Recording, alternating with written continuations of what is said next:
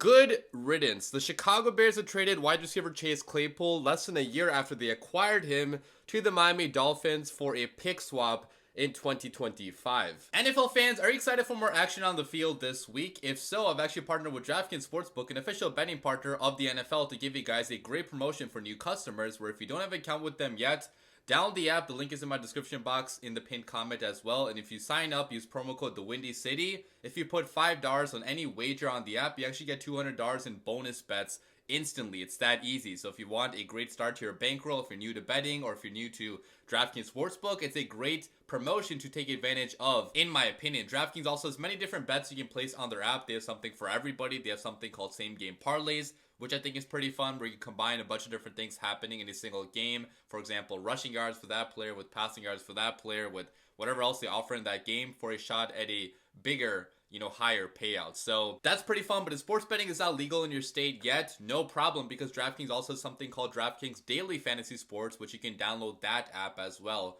It's a lot of fun. So again, download the app down below, guys. Link is in my description box in the pinned comment as well. Use promo code DaWindyCity while signing up. Put $5 on anything on the app, and you get $200 in bonus bets instantly, only on DraftKings Sportsbook.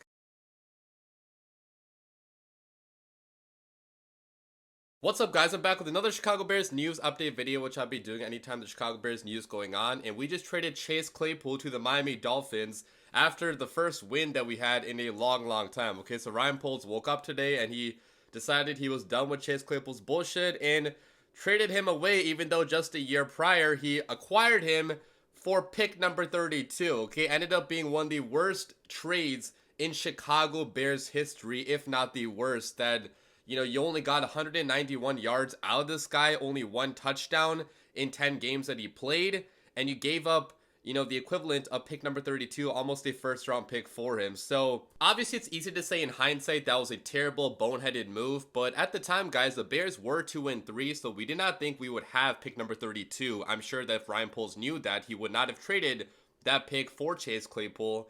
And at the time, Justin Fields, he was getting better every single week, and we thought that maybe acquiring a big-bodied guy, a physical presence on the outside, could enable Justin Fields to take that step up as a passer that we wanted to see out of him last year. But that could not have been further from what actually happened. Okay, when we acquired this guy, right from the very beginning when we got him, okay, we could not get him involved in that first game against the Dolphins at all. But at least in that first game, he did draw a big pass interference. He could have drawn another one if the refs weren't incompetent in that game. But yeah, that first game was probably the best game that he played for the Bears, honestly, right? I mean, he had one good catch against the Jets too on Sauce Gardner, where he mossed him, went up and got that ball.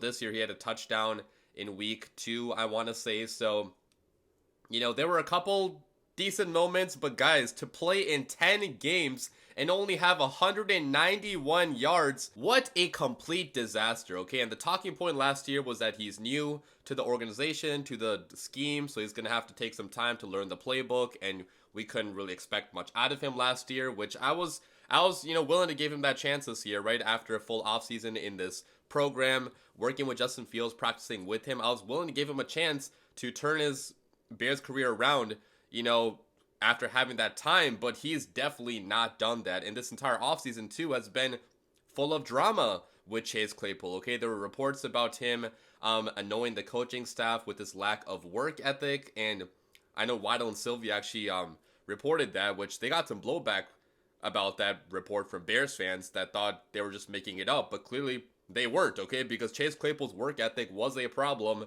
during the offseason. Last year during the season, in the middle of a game, he had an outburst where he was completely upset about, maybe not getting the ball or whatever. This year, when the game started in week 1 against the Packers, he showed no effort at all on the football field, was not even trying on his blocks, was half-heartedly running routes, and the Bears had to, talk to him about that. And obviously the last 2 weeks now, he's not even been in the lineup because he had an incident where he talked about the Bears coaching staff to the media. That is, he talked to the media about the Bears coaching staff not putting him in a position to succeed, and that was the final straw for the coaching staff. And I'm sure that there's other stuff too behind the scenes that we have no idea about, because it just seemed like everybody was so pissed and annoyed at Chase Claypool constantly, okay, in the front office and in the coaching staff. And it's just not a good look for Chase, man, that now he's failed with two separate teams, right? I mean, the Steelers traded him away for a reason. Mike Tomlin is a big character guy, so that should have been a red flag that Mike Tomlin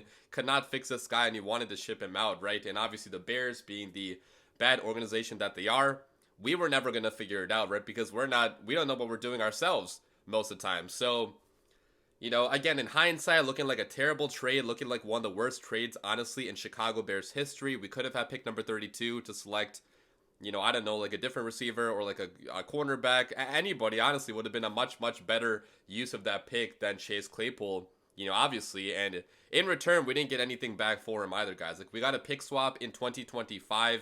We're going to be getting the Dolphins' 6th round pick in exchange for Claypool and our 7th round pick. So only moving up a few spots at the end of the draft, really nothing at all. But you weren't going to get anything for him at this point, guys. I mean, he only has 1 year left on his contract. Including this year, that is. So, like, after this year, he's a free agent. It seems like he's failed now with 2 separate regimes, in terms of, like, his attitude and his effort, too, right? Because this guy is one of the most talented receivers, guys, in the NFL. I fully believe that. Like, if he actually had what it took mentally, which that sounds kind of harsh, but it's the truth, right? If this guy had what it took mentally to dominate in this league, he would be doing so because there's receivers with much less of his ability. For example, Equanimeous St. Brown, who was a 6th round pick, performing better in this offense than he is because Equanimeous St. Brown gives 1,000% more effort than Chase Claypool does. So even though Chase Claypool has 100% more talent than EQ St. Brown, the effort and the attitude do matter. And Chase Claypool never had that. So, I would say best of luck to him, but like, I guess I'm not going to be too mean about it. I'll wish him best of luck with the Miami Dolphins. Maybe Mike McDaniel will figure out a way to actually use him because he is one of the most innovative offensive minds in the NFL. So maybe he will get something out of Chase Claypool, but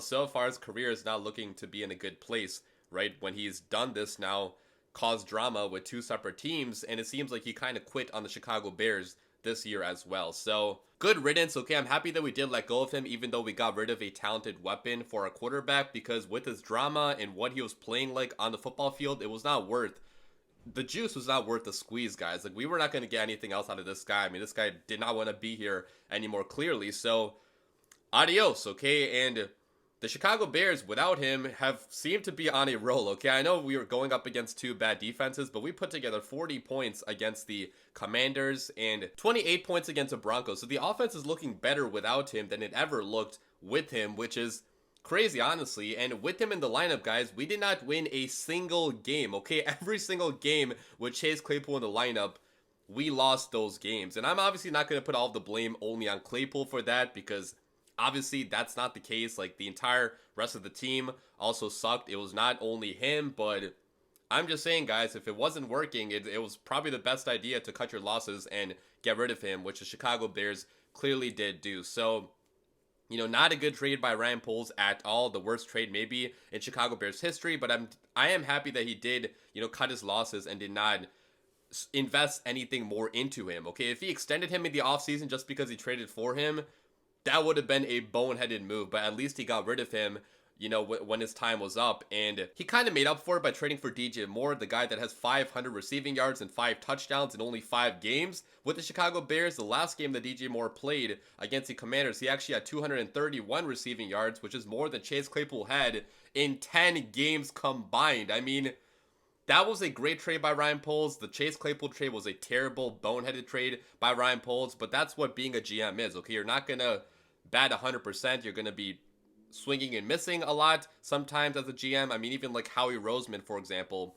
he passed on Justin Jefferson to draft Jalen Reagor, and obviously got killed for it, but he made up for it by drafting Devonta Smith, by trading for A.J. Brown, so the Eagles were completely fine. So, I mean, that's what being a GM is. You have to swing, and sometimes you hit, sometimes you miss, and this one, Ryan Poles definitely struck out and whiffed badly, but again, it's okay because we got DJ Moore, and I do want to talk about a potential replacement for Chase Claypool long term that we could be getting in the NFL draft next season, okay? It's pretty early to be talking about the NFL draft. I told you guys in my last couple of videos, I would not be talking about the draft until like week 7, week 8 at the earliest, but I also did not think that we would trade Chase Claypool. So obviously long term, we do need a replacement there, okay? A big bodied guy that can go up and get a ball. You know, DJ Moore can do that for us, but he's not a big body. He's not like a physical specimen like a Claypool was. And right now, you know, Equanimeous St. Brown probably is going to be that guy for us, being that X receiver. And, you know, he's fine for this year, but long term, you obviously don't want him,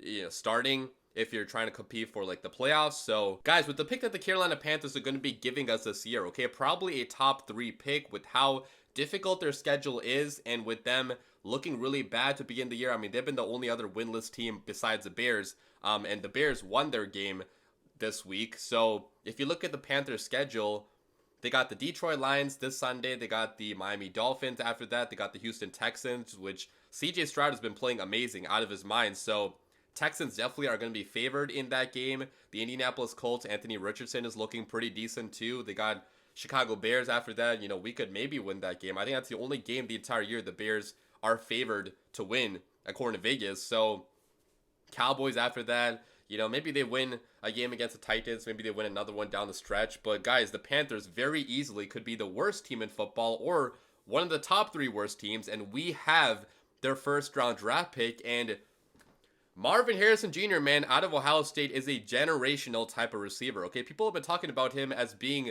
maybe the best receiver prospect in the history of college football, okay? He's right up there with Julio Jones, with Calvin Johnson, because he has honestly no weaknesses to his game, okay? He's a big, tall, physical guy that also runs probably a 4.3, so electric fast, can go down the field, win a contested catch, can put the moves on you in the open field, can block as well. I mean, there's not a single thing this guy cannot do. And if you guys have watched this guy's highlights, his plays at Ohio State, they are freaking insane. And I am beginning to be very excited about the idea of pairing up DJ Moore and Marvin Harrison Jr. on the same offense, because that would give the Chicago Bears their best receiver duo they've ever had in their history, okay? After Alshon Jeffrey and Brandon Marshall, this would be the next biggest thing, and probably bigger than Alshon and Brandon Marshall, right? Because Marvin Harrison Jr. is a higher caliber prospect than both of them. You know, both Brandon Marshall and Alshon Jeffrey, and DJ Moore is already a certified number 1.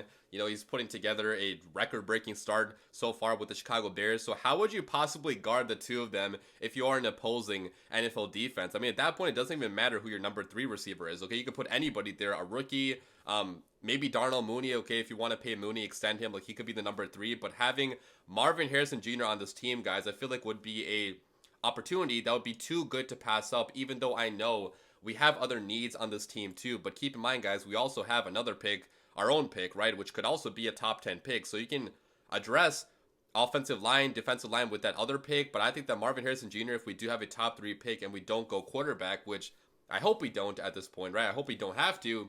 If Justin Fields keeps on playing like this, we could select Marvin and have the best receiver duo in the entire NFL from day one, okay? I don't think there's anybody that will compare. You know, obviously, Jamar Chase, T. Higgins would be the number 1 right now, but T. Higgins might be traded at that point, so the Bears could very easily at that point have the number 1, you know, best receiver duo in the NFL, and what a good, you know, gift that would be to whoever your quarterback is at that point. Hopefully it's Justin Fields. You know, that would enable him to definitely have a 4K yard passing season. Already Justin Fields, with only DJ Moore, you know, he's on pace for 3,885 passing yards. So adding a generational type of talent at receiver, a position that matters so much nowadays in the NFL, right? All the good teams have multiple great weapons to throw to. I think that would be a great use of a top 3 pick. And I really, really hope that happens. I mean, Marvin Harrison Jr. has already been commenting on DJ Moore stuff, on Justin Fields stuff, because obviously he went to Ohio State, so he's probably a Fields fan, but he commented on DJ Moore's latest post, which I'll put the,